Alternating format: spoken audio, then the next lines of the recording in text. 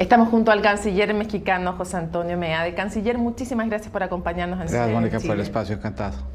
A ver, lo primero, usted sabe, la contingencia manda, hay un chileno detenido en México a raíz de las protestas por la desaparición de los 43 estudiantes normalistas de Iguala. Ha sido llevado a una cárcel de alta seguridad. Lo primero quiero preguntarle en términos generales, ¿cuánta certeza hay en el gobierno mexicano de su culpabilidad? Pero sobre todo, ¿por qué tenerlo en una cárcel de alta seguridad y alejado del lugar donde fue detenido además? Esto es parte de un proceso, como tú comentas bien al principio. En efecto, en México una protesta pacífica, una protesta importante, un llamado que se hizo en la protesta para esclarecer los hechos, un llamado también que refleja la molestia, la tristeza, el dolor por lo que sucedió en Iguala, dolor al que se ha sumado el gobierno federal.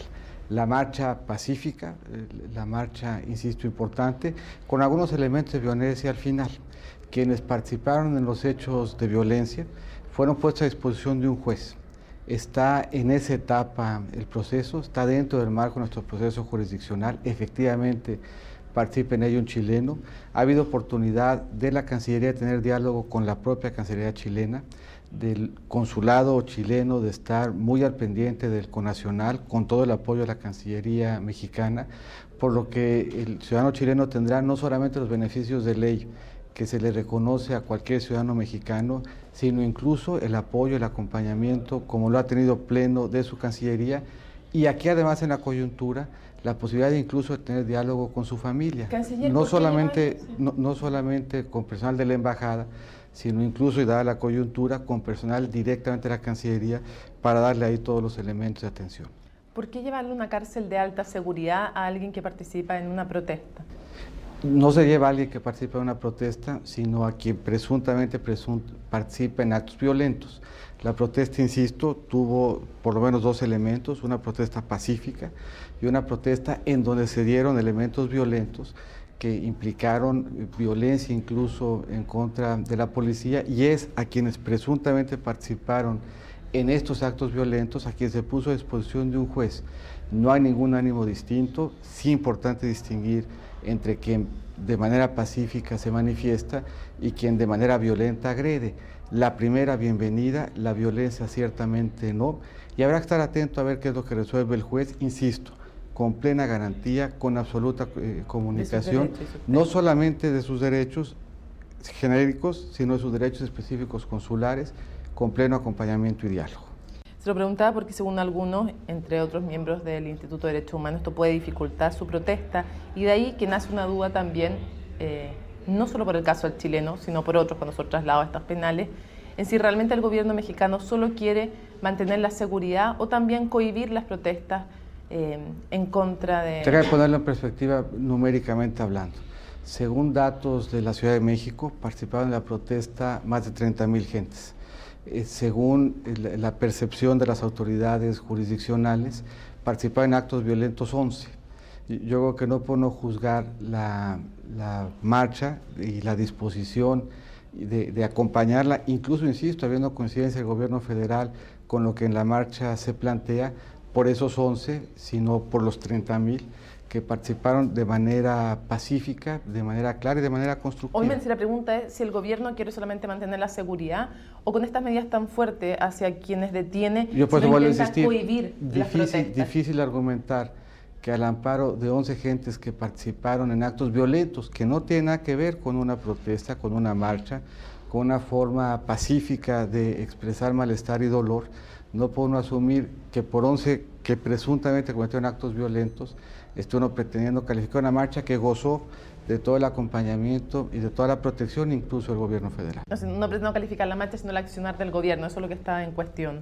Es que el accionar del gobierno lo que refleja es la distinción importante en quien pacíficamente se manifiesta y quien agrede de manera violenta, y es la segunda, la agresión violenta, la que no se estima pertinente y dentro del marco de la ley se persigue. Canciller, para usted el caso de los 43 estudiantes desaparecidos, y más que para usted, para el gobierno mexicano, ¿es un caso aclarado?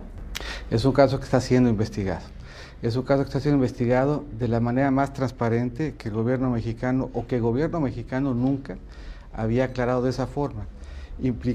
ha implicado, sigue implicando una movilización muy importante en la búsqueda de los estudiantes, ha implicado el acompañamiento de la Comisión Interamericana de Derechos Humanos que el gobierno mexicano solicitó, el acompañamiento de expertos forenses, del caso del gobierno argentino, al que posiblemente se suben incluso especialistas del gobierno chileno, ha implicado el involucramiento de expertos de otras nacionalidades, concretamente de instancias académicas instancias académicas de Austria. Ha implicado además el que se haga la investigación de cara a las familias, que se haga la investigación de cara a la sociedad mexicana. Pero no es caso cerrado, no es caso aclarado. No, es una investigación en conjunto en donde se ha venido transparentando etapa por etapa los avances que se van teniendo.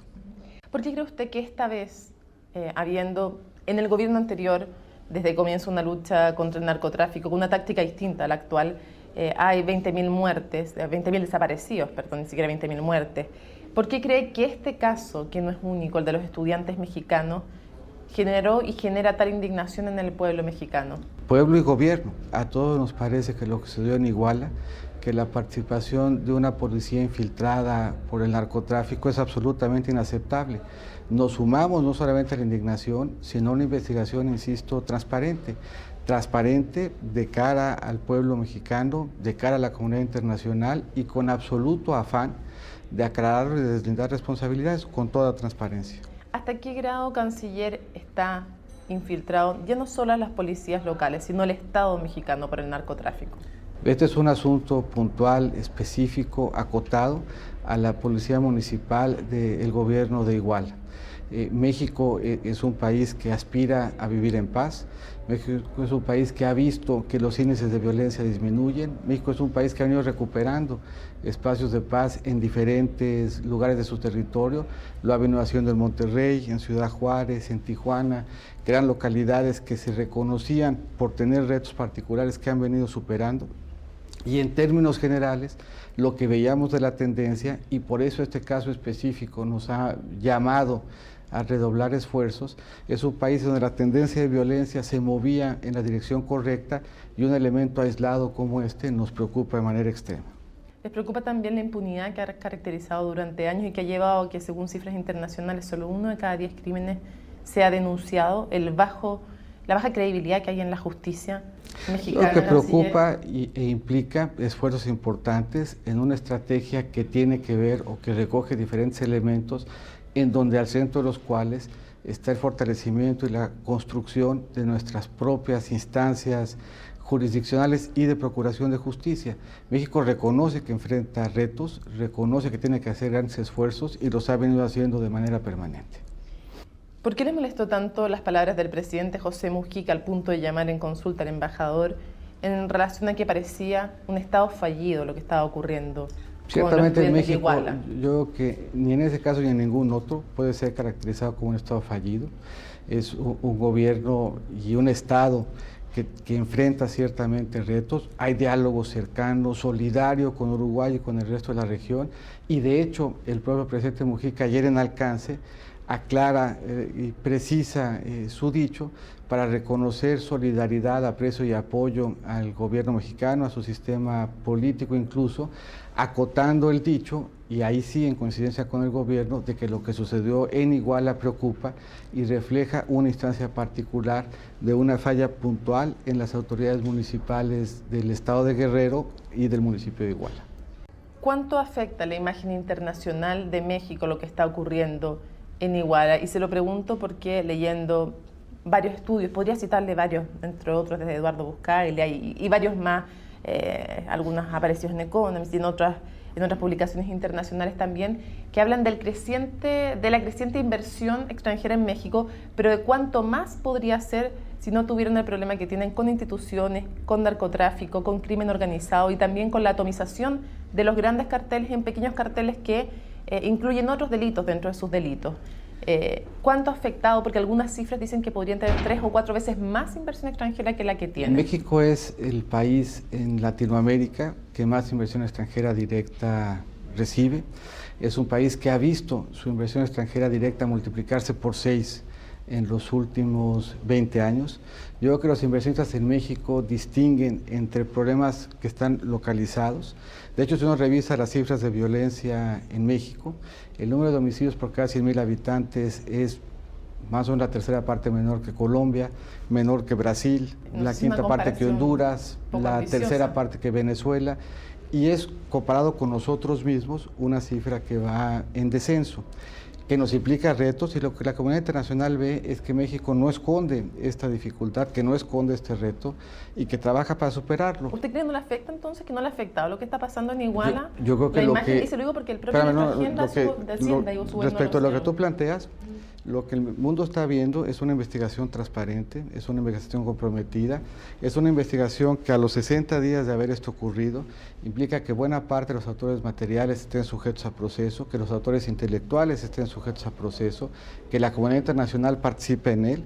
México, igual que el mundo, le parece indignante lo que sucedió y le preocupa, pero la reacción de México, que el mundo puede ver y acreditar, es el de una investigación que se conduce de manera transparente y efectiva. Insisto, a 60 días, sujetos a proceso, buena parte de los participantes materiales y quienes presuntamente fueron también los autores intelectuales de lo que sucedió ahí, que fue una tragedia. Yo creo que se nos reconoce como un país que tiene retos, pero como un país que no los esconde y que trabaja por superarlos. No sabemos todavía si son los autores materiales de eso. Están sujetos a proceso. La familia no lo cree, no cree hasta que no existan las pruebas concluyentes de ADN. Es correcto. Por eso, como decíamos al principio, la investigación continúa de manera transparente, se le rinde cuentas a sociedad y a familias y habremos de seguir en ese empeño. Canciller, el gobierno del cual usted es partícipe, el gobierno de Enrique Peña Nieto, ha hecho importantes reformas en el área energética, en el área educacional, en el área de las telecomunicaciones, por ejemplo. ¿Fue un error para el gobierno dejar en un segundo plano la lucha contra el narcotráfico? Yo no compartiría la premisa de que se dejó a segundo término. Y de hecho, regreso un poco a las cifras, no solamente ahora de violencia, sino de lo que se ha venido haciendo en términos de desmantelamiento de estos carteles. Si uno revisa, es también durante esta administración que, por ejemplo, se pone a disposición de nuestro sistema judicial al Chapo Guzmán, al líder de los Zetas, y como a ellos, a buena parte de los liderazgos identificados de las bandas delincuenciales. Por lo que refleja uno es una estrategia donde la coordinación ha funcionado, el mayor uso de la inteligencia ha funcionado, la mayor parte de estos líderes de carteles se han puesto a disposición de nuestro sistema jurisdiccional sin que medie violencia, sin que medie en algunos casos un disparo. Una estrategia además que ha focalizado la política pública para combatir la pobreza en zonas de alta marginación, que también eran zonas de alta violencia, por lo que yo creo que en el ejercicio cotidiano ha habido un gran esfuerzo reformador, que lo que busca es darle a México un mayor horizonte de crecimiento, y ha habido también un esfuerzo exitoso de ir abatiendo la violencia y de continuar desmantelando la estructura de los carteles mexicanos. Tengo un par de cosas que no quiero que se me queden en el tintero. ¿Qué le diría a otros países que, como Chile, todavía sienten de alguna manera que el tema del narcotráfico es un tema no ajeno, pero lejano? Porque el problema en México se incuba durante décadas, no es un problema de este ni del anterior gobierno exclusivamente. Yo creo que habrá que ver. Yo creo que Chile ha sido muy exitoso en fortalecer sus instituciones. Sus instituciones gozan de amplio prestigio. En el diálogo que tenemos con Chile, cercano, afectuoso, fraternal, es parte de los elementos en donde la cooperación con México es bienvenida. La experiencia de la policía chilena con su prestigio y sus resultados es una experiencia que estudiamos también con cuidado. Y por cierto, dentro de los elementos de transformación institucional está la creación de la nueva gendarmería, inspirada en algunos elementos que aprendimos incluso del modelo que está siguiendo en Chile. De nuevo, es un reto importante, es un reto que compartimos con muchos países de la región, pero es un reto que nos ocupa y en el que venimos trabajando y en donde podemos acreditar, si bien la persistencia del reto, también algunos resultados alentadores. Y si usted mira la historia de México, ya no lo inmediato, ¿cuál es para usted la raíz más profunda del poder que llegó a ganar el narcotráfico en México? ¿Qué fue lo gatillante, lo más importante? Son diferentes circunstancias. Hay elementos que tienen que ver con oferta y con demanda, hay elementos que tienen que ver con la fortaleza y debilidad de instituciones, hay elementos que tienen que ver con demografía, con pobreza, con desigualdad, con marginación. De ahí el empeño de una agenda que, como la que planteó el presidente Peña Nieto, tiene varios elementos también. Ciertamente la decisión de construir un México en condiciones de paz, pero también un México próspero, incluyente, con educación y que reconoce su papel en el mundo y lo juega. De ahí, insisto, la necesidad de que trabajemos en todas estas vertientes para ir logrando pues, el México al que aspiramos. Quiero preguntarle por el escándalo que se generó a raíz de la casa de Angélica Rivera, la señora del presidente Enrique Peña Nieto. ¿Cuánto afectó finalmente también al presidente en relación con el consorcio chino? Usted sabe bien que finalmente se bajó esa licitación. ¿Cuánto terminó afectando también al presidente Enrique Peña Nieto? No solo por el tema del consorcio chino, sino por la imagen que se da de tener una casa de esas dimensiones, aunque ya ha sido, y se aclaró, pagada con los propios fondos de la primera dama y no del presidente mexicano. Yo creo que así se aclaró justamente en los términos que tú dices, una primera dama que tenía la solvencia y la posibilidad de hacerlo, y una reacción de nuevo del presidente, su señora, sin estar obligada ella, a hacer una aclaración transparente y plena, no solamente de su capacidad adquisitiva, sino incluso de los montos que declaró desde el punto de vista tributario y del presidente hacer pública su declaración. En todo esto, insisto, lo que uno percibe como elemento común es el deseo de México de ser transparente, de así acreditarlo en todos los elementos que le impliquen retos, en un ánimo de transformarse para generar mejores condiciones de vida hacia adelante. Ese es el empeño del presidente y así lo está haciendo y cumpliendo. Canciller, no creo que se me olvide una cosa. Siempre se apunta en general a los países que son tránsito de droga o que producen droga o que tienen problemas con el narcotráfico, pero se apunta poco a quienes compran esa droga y a quienes surten de armas también a los carteles de la droga. Y en ese sentido quiero preguntarle cuál es, a juicio de México, la responsabilidad de Estados Unidos, que es el principal proveedor de armas y además uno de los mercados importantes de la droga. México siempre ha dicho que es un tema que por un lado implica responsabilidad compartida con los Estados Unidos en particular, que es un tema que nos obliga a un diálogo conjunto en donde no esté exento de lo que pasa en México el tema de armas.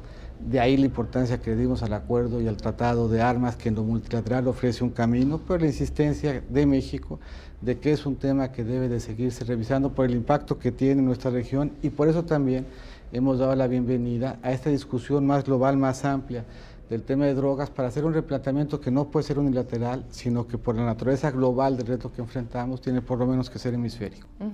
¿Cuál es para usted, de lo que me dice, me da la impresión de que usted le parece interesante analizar la posibilidad de legalizar drogas? No, lo que nos parece interesante es que hagamos un replanteamiento. No es un reto que sea país por país, que lo que tenemos que hacer es ver si el paradigma que hoy tenemos está dando buenos resultados, a nuestro juicio no, y que por lo tanto debe replantearse la oferta, la demanda, la forma en la que institucionalmente le hacemos frente, y que debe de replantearse no a nivel de cada país, sino en general a nivel del hemisferio que sufre de ese fenómeno y que le impacte de manera directa. Canciller, muchísimas gracias por habernos acompañado en CNN Chile. Muchas gracias por darme el espacio. Y a ustedes sigan en compañía de CNN Chile.